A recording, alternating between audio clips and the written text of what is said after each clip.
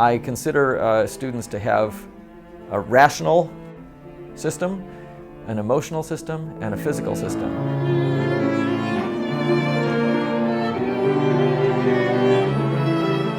And I help students separate out those three systems and come into contact with each one, then put them all back together.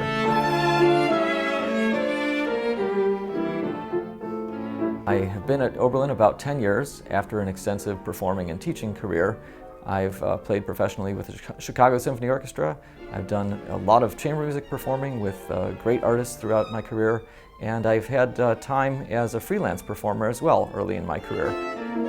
I'm rather an omnivore when it comes to classical music. I have done a lot of period performance practice and a lot of contemporary music as well. Many conservatories limit the mainstream of their classical music studies to maybe Mozart to Stravinsky, but there's a whole lot of great music on the outsides of that. And here where we do Monteverdi operas and right-to-the-minute contemporary activity, it's a challenging mental environment, and it's a great palette of flavors for students to participate in. Good. The breath you take here, have it take you way into the third bar. And I have lots of one-on-one contact with my students every week in lessons, every week in masterclass, additional scale classes for young performers, and orchestral repertoire for the advanced students.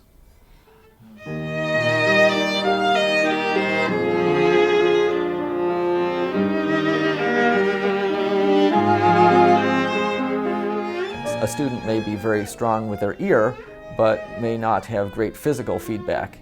It's my job to get that student to relate the physical feedback to what they're hearing. Similarly, there might be a student who's very disciplined, but not very analytical. So getting the brain system to operate and getting all those systems to operate in balance is what helps them prepare to get the most out of life after Oberlin.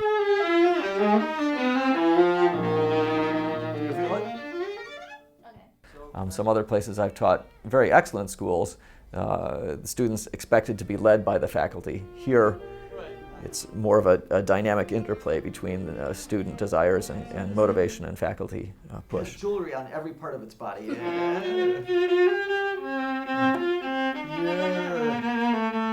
In my first week here at Oberlin, I had a student come in and I gave them the proper amount of material about the bow arm to manage in the first lesson. And typical reaction to that is the student comes back the next week with 70% of the material learned, and then you have to fill in the gaps.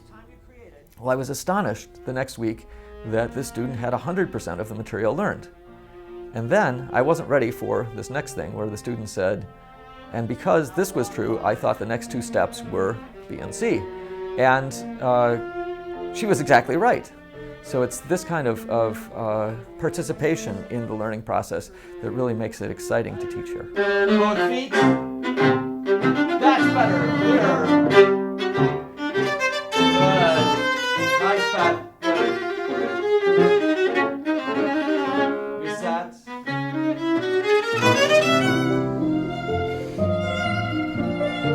Lift every one of those, Catherine. Lift every one. Some of the hottest young quartets on the scene today were launched here at Oberlin. So it's each member of the string faculty is actively involved in the chamber music program. I relish the opportunity to coach chamber music.